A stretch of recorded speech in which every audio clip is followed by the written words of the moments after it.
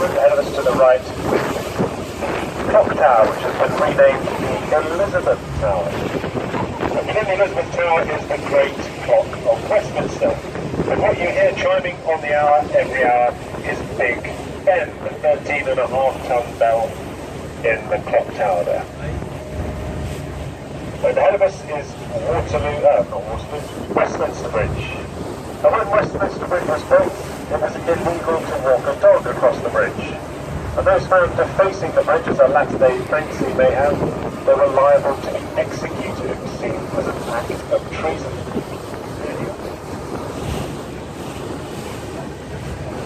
You'll notice that the bridge ahead of us in the distance is largely red. This bridge, Westminster Bridge, is green. And when we stand underneath the bridge, you'll also on the right-hand side see some red awnings and some green awnings in line with the colour of the bridge. These are for the two houses of Parliament, the House of Lords and the House of Commons. Elizabeth Tower, there used to be a small prison at the base of the tower. Anyone found causing mischief around Westminster was liable to be locked up inside there. The last person to be incarcerated within that prison was Emmeline Pankhurst, the leader of the suffragettes. The river is currently flooding, meaning that the river is heading into London and is rising minute by minute. There's a 7-metre tidal range here on the Thames, sometimes more than 7 metres. And the river itself will flood into London for 7 hours, and then you'll ebb out of London for 5 hours. County Hall, that building there with a green spire on top of the old County Hall. It now houses Shrek's Adventure, whatever that may be. It is the new home of the London Dungeon, and also the Sea Life Centre, which is an aquarium. Rather handily, right next door to the aquarium is a sushi restaurant. But the fish there is very fresh indeed. And then to the left of that, the London Eye with 32 pods representing the 32 boroughs of London. It's very popular to propose on the London Eye these days. I imagine you'd want to be fairly sure that the man or the lady is going to say yes. It will be a very awkward 30-minute round trip if they said no. It's also popular to get married. You get on the bottom with your future wife or husband or your guests. You say your vows on the way to the top, and at the very top you share the first kiss. And as some of us know, it's all downhill from there. The building there was designed to look like a train coming out of a tunnel. If you look very closely, you'll see it looks nothing like a train coming out of a tunnel. More like a jukebox to my eyes. Make of it what you will. As we approach the walkways, do give the folks on the walkways a wave. It's said to bring you 7 years good luck if they wave back. Not only is it good luck, it keeps their hands busy and stops them throwing things at us from the bridge. Ice cream, that sort of thing. I'll ask the captain to give them a honk, get their attention. Give a wave. Sorry folks, there we are. 7 years good luck thrown in for free. As we pass underneath the bridge, if still any drenched, don't worry, it hasn't started raining. The trains are obliged to empty their toilets as they enter the station. And to our left-hand side, there's Cleopatra's Needle, that spire there between the two black sphinxes.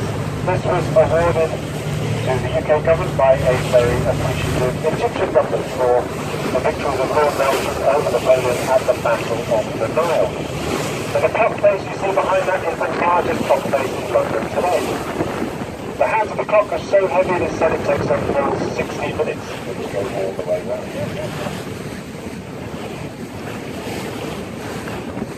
Yep, we are still paying attention. And the place to the right that is Savoy Pier with the Savoy Hotel itself behind the trees there in the green. By the means, folks, I do recommend you give it a go, even just for a drink in the bar as well, worth a visit. And the bridge ahead of us is Waterloo Bridge, nicknamed the Ladies' Bridge. Not for the bridge's sweeping curves, but for the fact that it was built by a largely female workforce. And the men of the day were away fighting for king and country.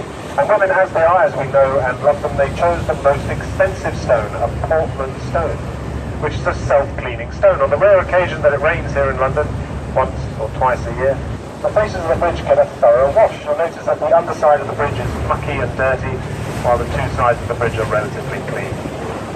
Portland stone is Somerset House. This was built for the boy King Edward as his London residence. And before the embankment was built, that archway behind the river wall there, the river used to flow into this archway, and you can be rowed directly from the river into the royal residence. Victorian sewage system here in London. The entire embankment is run through the Victorian sewage system. You'll notice some green lions' heads with rings in their mouths on the river wall there. These are not mooring rings, these are an old flood indicator. The Victorians used them as an indicator. If they saw the water reaching the lion's head, they used to evacuate the underground system. They used maybe one of these telephone boxes you see lining the Thames today, telephone the underground stations to evacuate them. And they had a rhyme to remember this. If the lion's heads are drinking, then London is sinking. And the watermen of today have a different rhyme. If the lion's heads are ducked, London is well and truly London. There we are. We don't have to worry about flooding here in London anymore. We have the Thames barrier to protect us from flooding. And to our right-hand side, the red brick building to our right-hand side tower. It used to be a power station for the post office, but when the Oxo Stock Cube Company bought it, they applied for advertising signs to be hung in front of the building, but they were refused due to the fact that the river is a royal highway. It is illegal to advertise on the banks of the river. So what they rather cheekily did is they installed those windows you see on the tower, that just so happened to spell out their brand name OXO. And what they also, again rather cheekily did, is they illuminated them at night, making them very visible indeed, giving them lovely free advertising. And ahead of us to the left-hand side, school for boys. That's where a young Winston Churchill went to school. He was only there for 2 terms, however. He was expelled for fighting and bullying. His fighting spirit served us well in his later years, but not so well during his school days. And the 2 bridges ahead of us are the Blackfriars Bridges, the road bridge and then the railway bridge. They're still named the Blackfriars Bridges for a monastery that stands to the left-hand side of the river on the north bank, and the friars wore black outfits, giving them the name the Black Friars. And it's also where the Victorians believed the fresh water from the Cotswolds behind us met the salt water from the North Sea some 65 miles ahead of us. They signified this belief on the bridge itself ahead of us with freshwater birds carved into the pulpits on this side and saltwater birds on the opposite side. And as we approach these 2 bridges, you'll see that they form a sort of a tunnel. And the watermen of the river today call this the Tunnel of Love. And it's said that as we pass underneath, if you turn to your loved one and give them a kiss, it'll grant you many years of happiness. And if you're not with the one you love, just turn to your husband or your wife. It does work the same way. Anyway, there we are. And the red columns you see either side of what remains of the Dover and Chatham Railway Bridge. The top of it was lifted off in the 1980s, and it was simply used for Thames first. Now the remains of this basically due to the fact that removing them would upset the foundations of the surrounding bridges.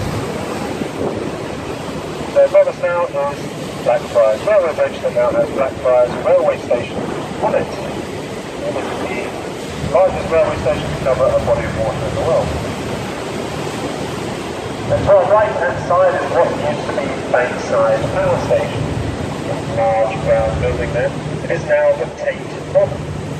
It's the most visited modern art gallery in the world today. It's free to enter. There are many weird and wonderful things in the Tate Gallery. One has been described as a collection of retrospective artistic pieces, or crap, for sure. So if you're not fans of modern art, do give it a chance, folks. As I said, it is free to enter, and it is worth the price of entry for the turbine hall alone. And the bridge in front of us is the Millennium Footbridge, or the Blade of Light. It leads over St Paul's Cathedral on the left-hand side there. The cathedral took 35 years to complete. It stands 365 feet tall, 1 foot for every day of the year. It was built to replace the previous cathedral that was destroyed during the Great Fire of 1666. It's a very authentic replica. There's no electric lighting, no electric heating or amplification of any kind for the actors. and it's open at the top. You're not allowed to take an umbrella with you, so if it rains, unfortunately you do get wet. But it is a very authentic experience. It's also the only building in London to be permitted a thatched roof, as they were outlawed after the Great Fire of 1666. The backside pier there where some of us joined vessel. It's a shame really, they should have called that pier William Shakespeare. A missed opportunity, I think. But the recreation of Shakespeare's Globe Theatre was brought into being by the American actor Sam Wanamaker. He sadly passed away before its completion, but his daughter Zoe made sure that it was completed on time, and she scattered her father's ashes under the stage on the opening night.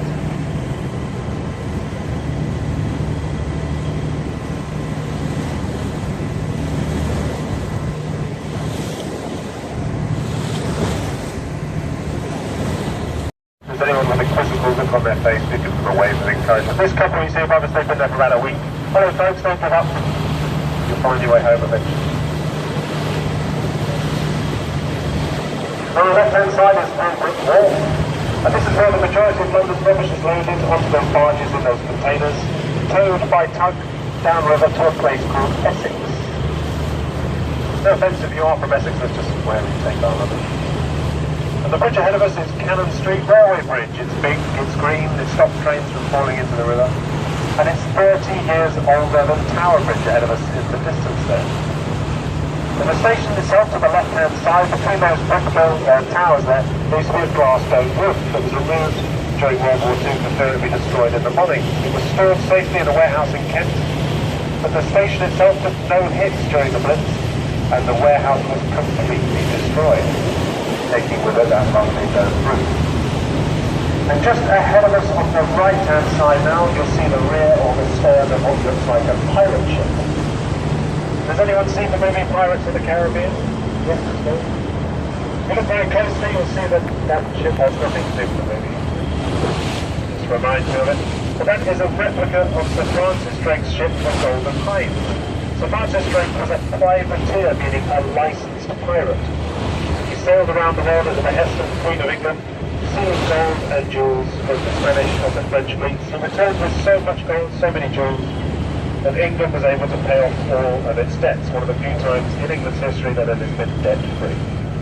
But that's a working replica. It has circumnavigated the globe twice.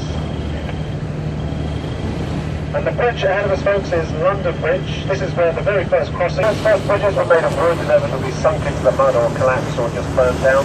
And the last wooden bridge to span this very spot was covered in shops and houses that became so congested they had to pass a stay to the left-hand side law when crossing the bridge. And subsequently, this is the reason why we drive on the left-hand side in London and in the United Kingdom today. And the last stone bridge to span this spot was sinking into the mud, so it's taken down brick by brick. Action during the D-Day landings of World War II, where she fired the first shots of the campaign at a German gun battery in Thames. She also engaged and assisted in the sinking of the German battle cruiser, the Scharnhorst. And on her deck there are 12 6-inch guns with a range of 12.5 nautical miles. And she also saw action during the Korean War, where she fired her final shots, and she has lain here in London since the 1970s as a floating museum. And you can visit her, folks, you can visit all of her decks, it is well worth a visit. Ahead of us there, Tower Bridge. Tower Bridge is a combined bascule and suspension bridge. And the leaves in the middle still open for ships these days, not as often as they once did. But to arrange a bridge lift these days, all you need to do is telephone the bridge, let them know what time you'd like to come through, and it'll cost you nothing. It is a totally free service. You do, however, have to prove that your vessel requires the bridge to be lifted. This is due to a number of people requesting bridge lifts for their birthdays and then rowing through in tiny little boats. And ahead of us to the left is the Tower of London. The right tower in the middle there was built in 1066 as part of the Norman conquest of England. And we're often asked if you can see the Bloody Tower. Unfortunately, you can't see the Bloody Tower, folks, because the bloody trees are in the bloody way. That was my best joke, as terrible as it was. I think I'll leave it there, folks. We are going to head into the pier now. This is where the vessel is coming out of service. Thank you very much for listening to me. I hope it made your journey a little bit more interesting.